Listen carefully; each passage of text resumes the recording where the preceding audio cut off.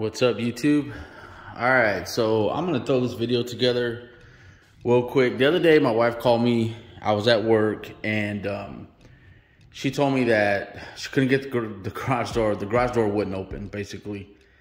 And so she had to basically manually open it herself with this right here, of course. Obviously, this is a different one. Well, we'll see. But you pull this lever, boom, it pops it open, and then you can pull the garage door open, right? So anyway, so my wife's not very tall, so that was, you know, I'm at work, and so she had to do that herself. The car's sitting basically right here. So it was a big pain, so I knew, you know what, I'm gonna have to get that thing fixed. Now, my old garage door opener was a Craftsman, and I had already replaced the board in it once.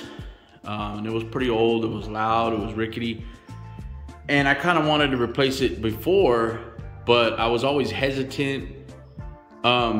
Just because like it sits above the car, and you know, if you do something wrong, I don't know. I was hesitant, but at this point I had to do it. So, so I went to, after I got off work, I went to Lowe's, and I went and picked up another garage door opener, which ended up being this one. And the kit cost me about 250 bucks. And it does come with like a motion sensing, and it comes with the little keypad that goes on the outside, so you can punch in a keypad. So anyway, so in this video, like I said, I was kind of hesitant to do this, but I did not realize how actually easy it was. So I'm gonna walk you guys through the process of like literally how simple this was.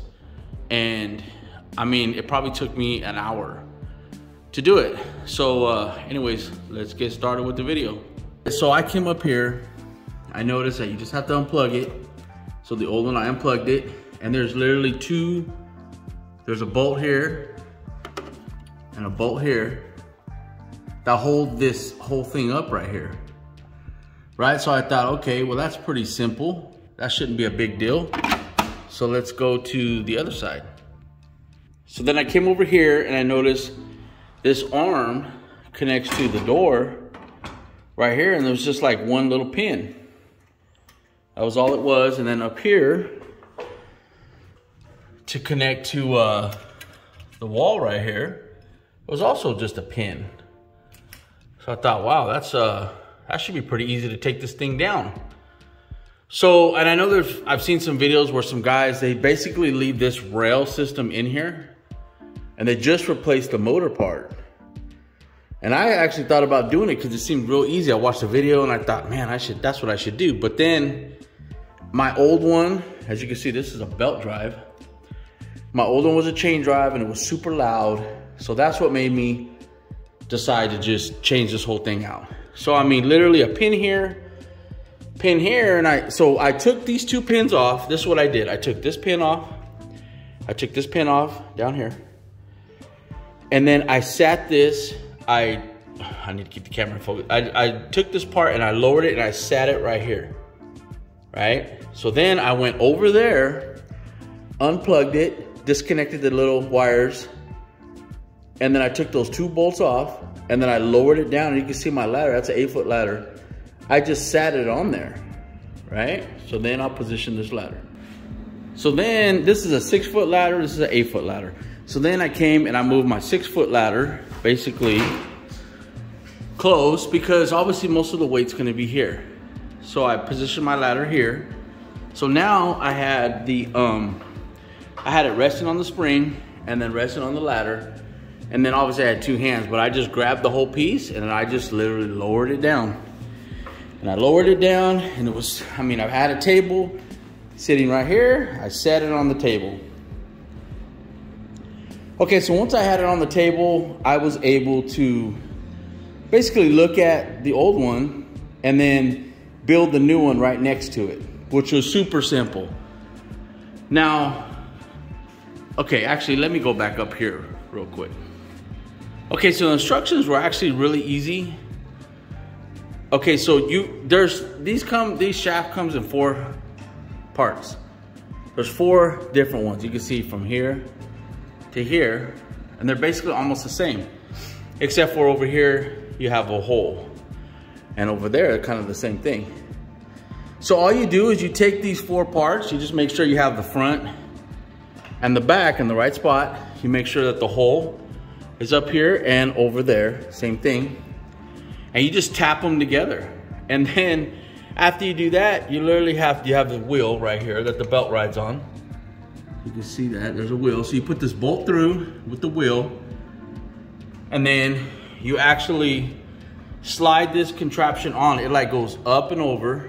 I mean, it's really simple. It may seem complicated, it's not. You put the belt on, you put this piece on, and then you wrap the belt around the motor. So let me go over there.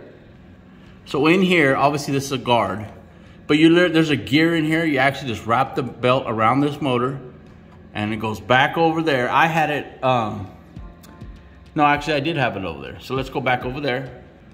Okay, so I take this back. I actually did have this piece when it wasn't connected. It was all the way over there.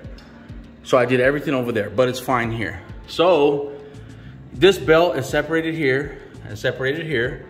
So you put this belt, you hook it onto this piece, you connect this, you put this bolt through here, you loosen this, and boom, it snaps with the spring, and like the belt's on. I mean, literally it was that easy. Super simple. I know it seems probably easy because I'm explaining it, but the instructions that it came with were very detailed, and it worked out very, very well. So super simple. So the shaft, put it together, put this belt on there, and then so this is all on the ground. So now the completed unit, I basically just did the opposite of what I did with the other one. I put my ladder right here, the 6 foot. I walked it up. I sat this side on the spring. I put the motor part on top of the ladder, and I rested there. Then I basically went up. So once I had it rested there, I came over here, I slid, I put this pin in, and then I measured this. So I had the 1 pin in right here with this arm, and then there's 2 bolts here. So then I put this side in with the pin. I basically figured out where the best spot for these bolts were, which was right here. I tightened these bolts. So this is in, and it's still resting on the ladder. So let's go over there. All right, so this was resting on the ladder. So I literally, with one hand, I picked this up and I slid 1 bolt in. Now, at first, this bracket, see, I'm on the very last bolt here. And now this is part of the motor. So this bracket, I actually had to bend back a little bit to make this first hole, which was not that big of a deal. So I bent it a little bit, and then I pushed it up. I got that bolt through. Same thing on this side. So I just bent this back a little bit, and I got that bolt through, as you can see. Popped it in there, tightened them up, and then I came in here. This comes from over there, from the remote. So I plugged those wires into there. These were already together. I plugged those into there. And basically, you know, well, I'm not sure if I mentioned it, but you plug the power in, and that was it. And basically it was back how the original one was. Right, super simple. That's all. Then it's just programming, and to program it, I mean, if you're scared to program it, it's really not that big of a deal. It tells you exactly what to do. I think you press this button, and then you hold this to where. So the rail will obviously it's going to run. It'll lock on. So when you're programming this, you literally hold like the up button, and it'll come up until you release that button. That's as far as it'll go, and that'll be programmed. Then you hold the down button until it goes all the way down, and you don't have to worry about it like, you know, going too much, because you can literally program how far it goes up, how far it goes down. Super simple. Now this job, actually, let's go back to the little deal over here too. Okay, so my original keypad was right here. It had the 1 screw. It was basically, it almost was the same exact size. And the one original was a Craftsman. So I literally took the screw off. This popped off. and this one basically popped right in its place. And then it wired in the back the exact same way. There was 2 screws for those 2 wires up at the top, and so it basically was the same exact thing. Now, I didn't mean to open it, but let's just let it open. Oh, my wife's here. She must have heard me making a video. So anyways, when I was up there, I wasn't sure if these sensors were gonna work because the new one came with sensors. These are the original sensors. I didn't change them out, I didn't do anything. So, and then this keypad, like I said, it was a Craftsman before. It's almost the same exact size. Mounted basically almost the same way. I slid the old one off, I put the new one on, and oh, my wife wants to be a superstar again. No, she doesn't.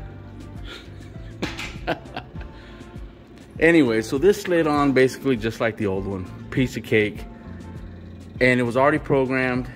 That this one's hardwired in, so you don't even need to program it. The original sensors worked. I didn't even need to replace those.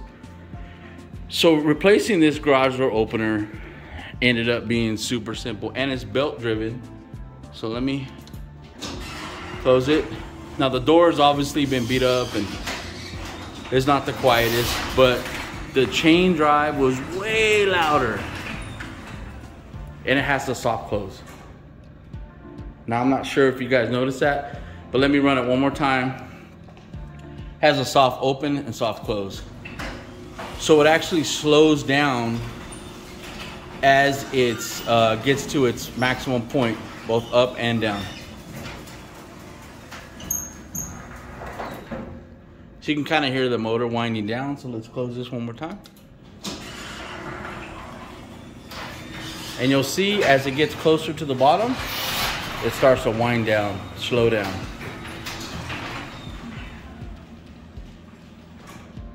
Works great. Okay, now also up in the compartment up here, this one came with a little battery that goes in there. Now, I mean, it literally just slides in, has 2 posts. You plug the little wires in, has a backup battery. Obviously, I haven't had to use it. I haven't even tested it, but I'm sure it's gonna work fine. So anyway, so basically that's about it. I mean, if you're intimidated about replacing the overhead garage door, if you already have one in place, I mean, it's super simple. It was not hard at all. I got the job done in probably about an hour. It might have been a little bit longer than that because, you know, just trying to make sure I'm doing everything right, but it really was not hard at all. So if you need to replace your garage door opener and you don't really have the money, or you don't really want somebody else to do it, you want to do it yourself, I went to Lowe's. I picked this kit up. It was 250 bucks. Did have the battery backup. It did have the keypad over there. My old keypad probably would have worked, but I ended up buying this. I already had it. It had this, it's a motion sensing button here. Has the light, so you can see, so I can turn the light on and off, but it's motion sensing. And so it's a little bit pricey. It's belt driven, you know, a little bit quieter, but it worked out great. It connects to the MyQ app, so I can control it. So obviously it's smart. Connects to the Wi-Fi. I can control it from my phone. You could even connect it. You can't connect it to the Google Assistant to open, but you can connect it to the Google Assistant to close, and it actually works really good. So what I'm gonna do is I actually have this button right here. And oh, another thing too, connecting it to my wife's vehicle was super easy. I reset it in her car, pressing the 2 outside buttons until it reset. And then basically I held the 1 button in her car and I held the main button here. I have this upside down. I held the main button really close to her door opener, and it programmed almost instantly. And then so whatever, I think it's called the MyLink or whatever in her car, it's a GMC, opens and closes it. It programmed perfectly. So now one of my other videos, I connected into the shop over here. So I'm thinking I'm gonna program this button to that. I'm hoping it's going to program. So you know what? Let's go over there and see if we can do that as a bonus to this video. Okay, so if I remember right, I believe you hit this button, the learn button right here. I believe you just hit that twice. And I believe it puts it in a learn mode. So let's see if I can. Oh yeah, see, I think it just learned that second button. So let's see if it works. There you go. Oh, my dog's in the way. Of course, Cooper. Come here, come on. Watch out, come on. All right, so let's try it again. See if it worked. And of course it does. So there it goes. So this one will do the front garage. I just programmed the second button here to do the one in my shop in the back.